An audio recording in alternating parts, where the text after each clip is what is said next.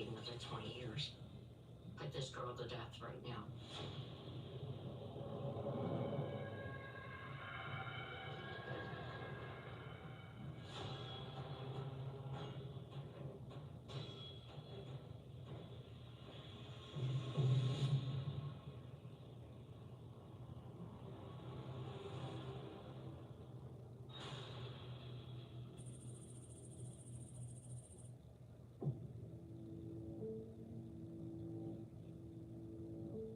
Deborah K. Johnson Rehabilitation Center has held Krista Pike on death row since 1996.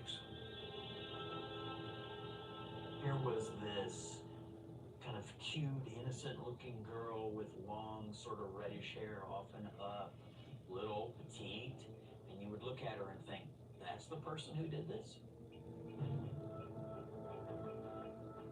Now, when talking to Krista, she sounded just like a 10, 11, 12-year-old little girl. If you turns your back on her, you would think she's just a kid, a little kid.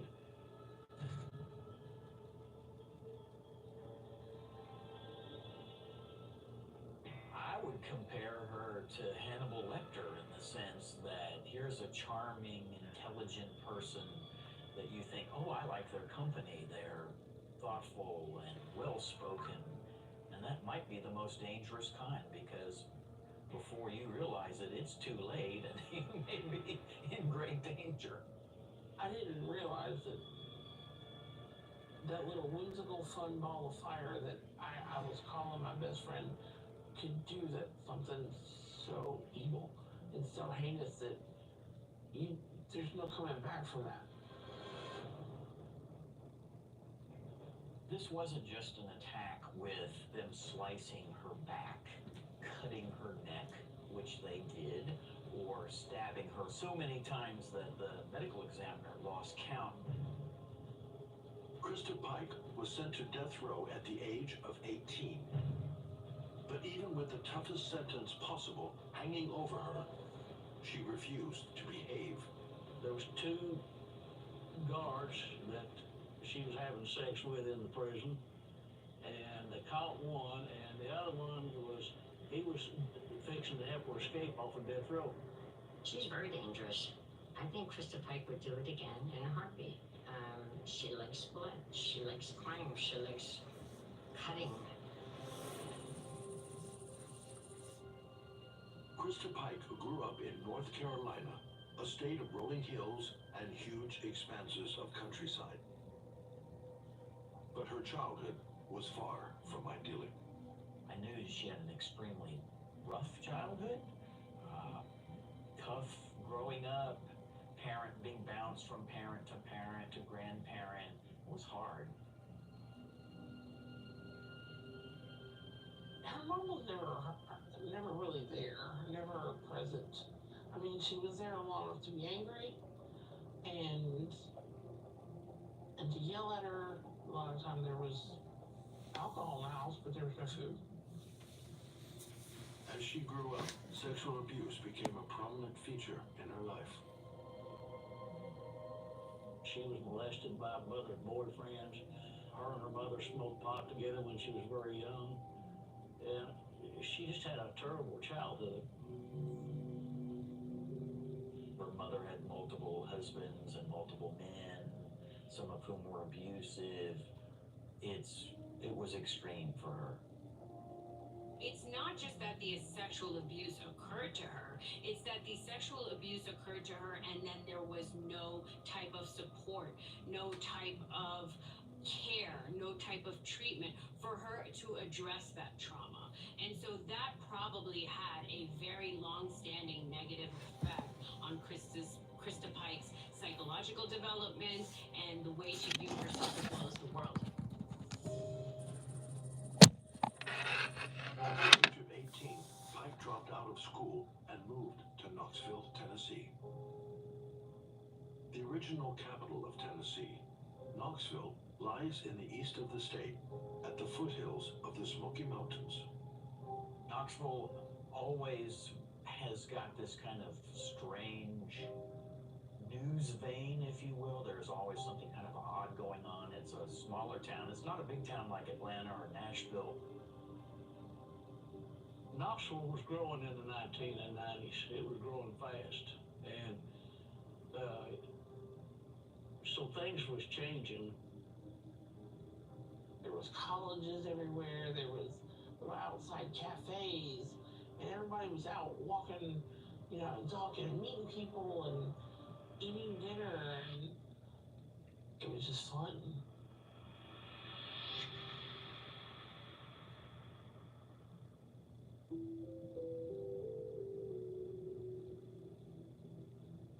Krista Pike joined a nursing course at the government-run Job Corps program, which had a base in Knoxville. The actual Knoxville Job Corps Center at Dell Avenue used to be an old hotel, a Holiday Inn. My mama actually worked there as a maid. And there's about 5 floors. My name is Joe Mode. I worked at the Knoxville Job Corps from 1992 up till April 19th, 95. Joe taught many subjects at Job Corps, including cultural awareness, reading, and parenting skills. You know, was designed for kids that, you know, maybe had a difficult home life, maybe had problems in school. And, you know, typically kids maybe from 15 up to 20, 22 years of age to get a second chance and to learn a job skill like nursing, you know, business, clerical, building trades. I think the Knoxville Job Corps had maybe about 350 students at the time, you know, that I was working there. Although the program started off well, it soon began to attract a different type of student.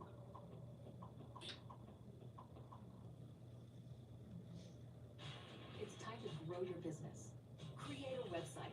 How? GoDaddy. Coding? Math. But all that writing? Nope. AI. Done. Built. Let's get to work. Create a beautiful website in minutes with GoDaddy.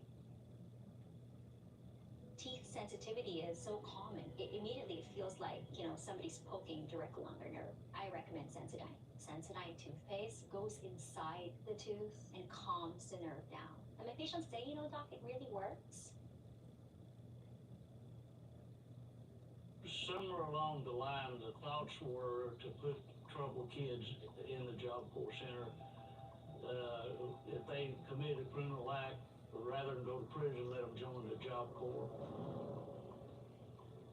A lot of the very good students often were harassed or beat up, you know, jumped, you know, and they left.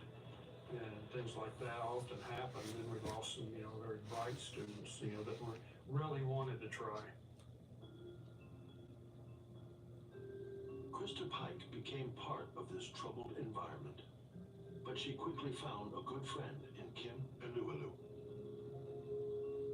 We had a lot of the same classes, and Krista's room was probably 5 doors down. So I was sitting outside, and she walked over and she's like, "Can I sit here?" I said, "Yep," and that was the end of it. We were kind of inseparable at that point. Krista was very much my best friend. The two friends hung out together, riding the free trolley bus around Knoxville. From 4 until 10 o'clock, it was free time. So we would all just sign ourselves out and head up to the strip. And that's where we stayed for hours. You know, hardly anybody had any money. We just hung out with each other. It was a lot of fun. It was actually a lot of fun. Kim and Krista became so close, they came to depend on one another. She was always laughing, and she would go out of her way to do things special just to make you feel better, or to make you, when I was sick, she went all the way up to Huge Hill, and she went and got me candy, and she said, "Just so you feel better, love you." She was a ball of life. Little did Kim know that her fun-loving best friend would commit one of the most horrific murders Knoxville had ever witnessed.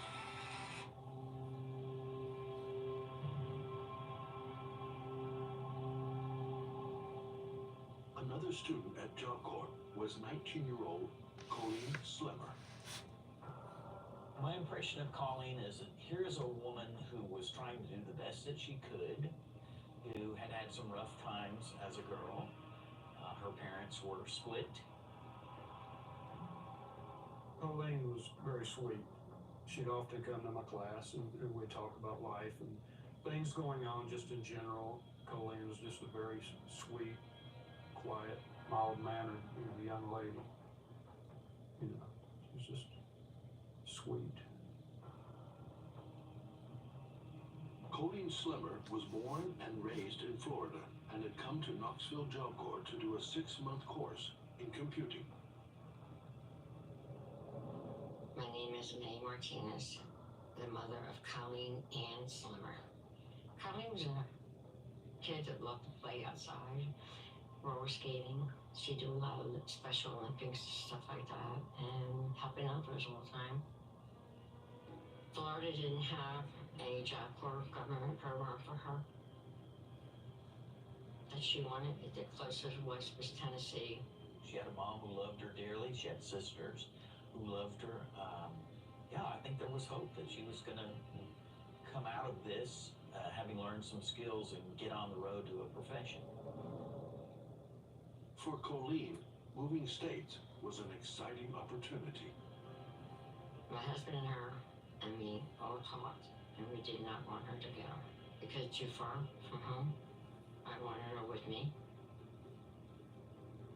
Colleen's always been an independent person. She always was a go-getter. So she felt good being on her own. She said, "Look, Mom, I actually got out. I'm not living at home." So it was nice. Colleen was 18 when she went. She left October 31st in '94. The day she left for Job Corps. That's the last time we had even seen each other.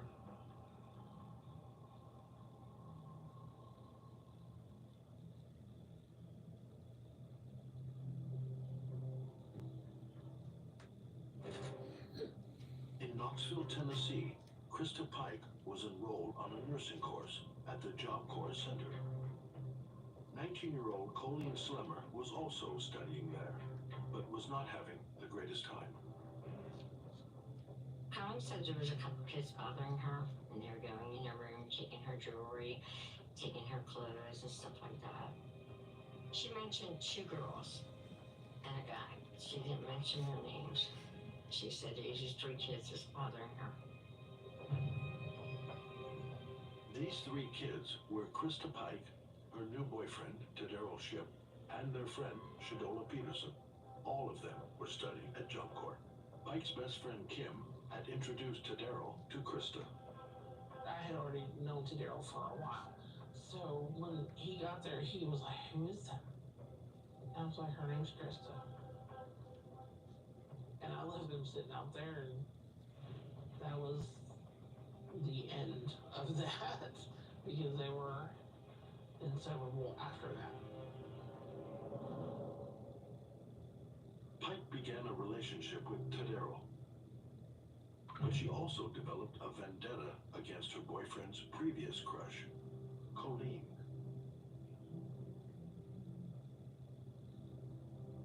I think at one point, Tadero liked Colleen, but then like when Krista got there, his attention went straight to Krista, and he forgot everybody else. Like anybody else, he just didn't care.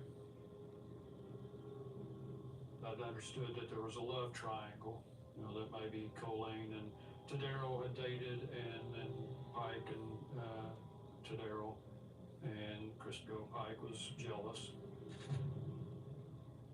Krista was extremely possessive of Tadero. Extremely. I didn't realize that obsession was festering in Krista's head, that Colleen was after Tadero. Krista saw her as a threat. And it was a threat that was so big in her mind that ultimately she decided, I have to take her out.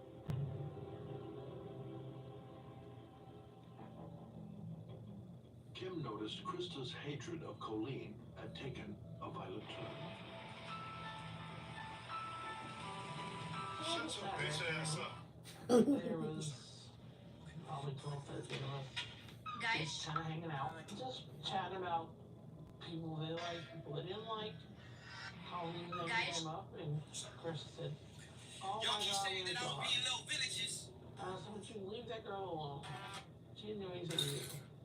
And she smiled at me, she winked, and the next subject. And that was all. On January 12, 1995, Krista Pike turned her words into actions. Pike, Chip, and their friend Shadola Peterson decided to lure Colleen away from the Job Corps Center. That was tomorrow. Chris came in and she said, "Well, we're gonna go to the park." And I said, "Can we go to the park?" And then she got away to their own college. I'm like, "Why?" "Yeah, let's go to the park." She went to me. She smiled at me and she left. And I watched them all from my balcony. I watched them all slide out and them all four of them leave together. And I probably should have known or should have said, "Hey, please don't go," or to somebody, because it was just like, it was like impending doom kind of feeling in my stomach. My bills were climbing. Even my phone carrier was ripping me off, and I knew it. What I didn't know is that phone service could be free. Text Now offers free nationwide 5G coverage, unlimited calling and texting, plus data for essential apps on the go. All for $0 a month. And when I need unlimited data, Text Now offers the most flexible data plan on the market. Join me and 100 million others who have free, flexible phone service. Download now.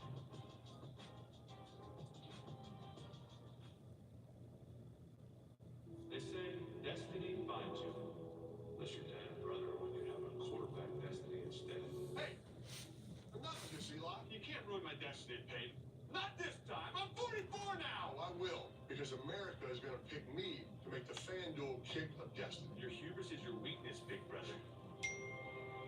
May the best man win. FanDuel Kick of Destiny 3. Make a free pick to compete for a share of $10 million in bonus bets. And new customers bet $5 get $200 in bonus bets.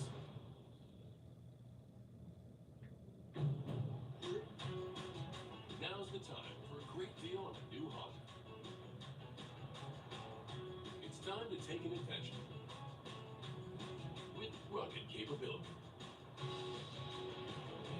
and commanding style. From the Kelly Blue Book Best Value brand. Right now, you can get a 3.9% APR on 2025 Pilot.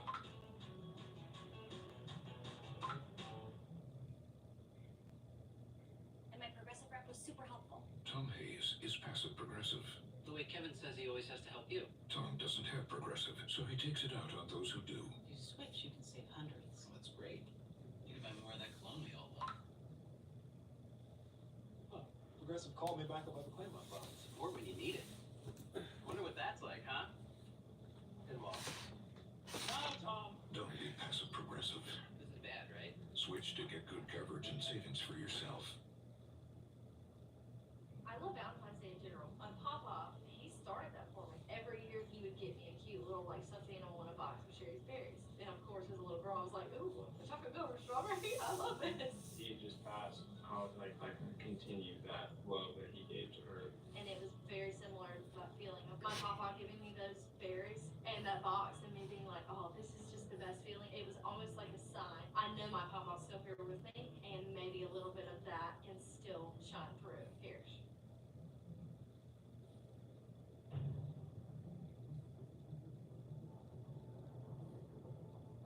At 8:50 p.m., with the promise of smoking weed, Colleen was taken through the streets of Knoxville to Tyson Park. And they would have walked down Cumberland Avenue toward Tyson Park, which is where we are right now, and they would have cut through, right through here, under the bridge. You'll notice, as we keep walking, you begin to feel like you're in a more remote location, that you're sort of leaving the city behind. And it was perfect because they're getting further removed where nobody can hear them. Krista Pike had come armed. Krista Pike took with her a meat cleaver and a box cutter. So it sounds like there was already some premeditation into what was going to happen in these woods.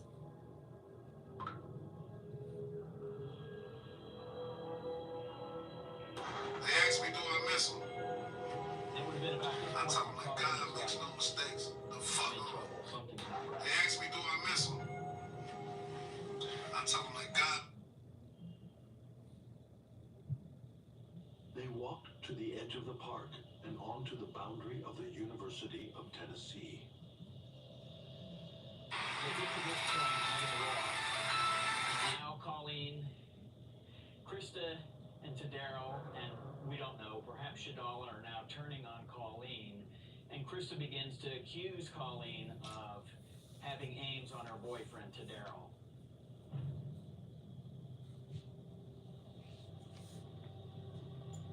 The argument quickly turned violent.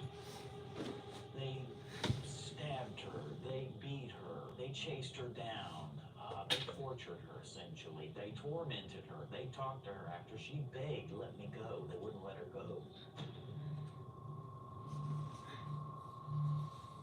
Krista stabbed her over 300 times. This was slow torture of a girl who was begging for her life and trying to leave, and that did not seem to affect Krista Pike. She fought for 45 minutes of her life. Every time she would run, they would punch her and cut her and grab her, and when they did that, they knocked her back down again. They took her clothes off of her top and her jacket, so she couldn't run anymore. And then Krista held her down while Tadaro carved a pentagram in her chest while she was alive. They told me that it was part of a satanic ritual.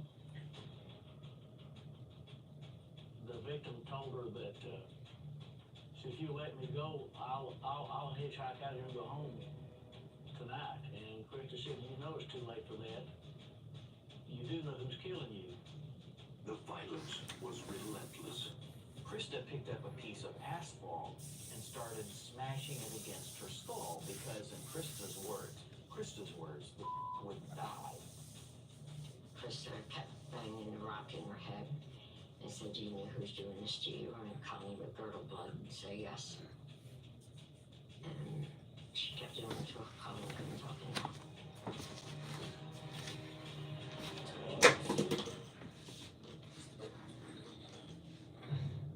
Krista reaches down into this bloody mess and plucks out a piece of her victim's skull as a souvenir.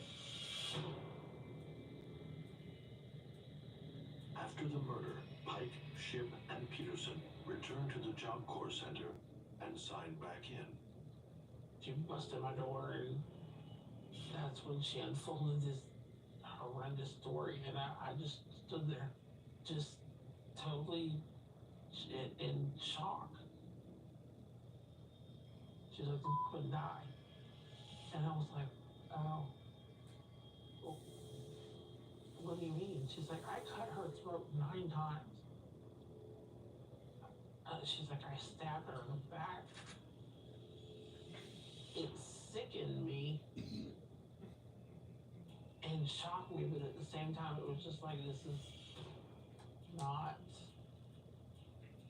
I don't even know what to say. Pike then proudly showed Kim her murder trophy, the fragment of Colleen's skull. She showed me the piece, and she said they had stopped at some gas station and tried to clean some of the blood off. And then she looked at me and she said, but if you tell anybody, I'll kill you.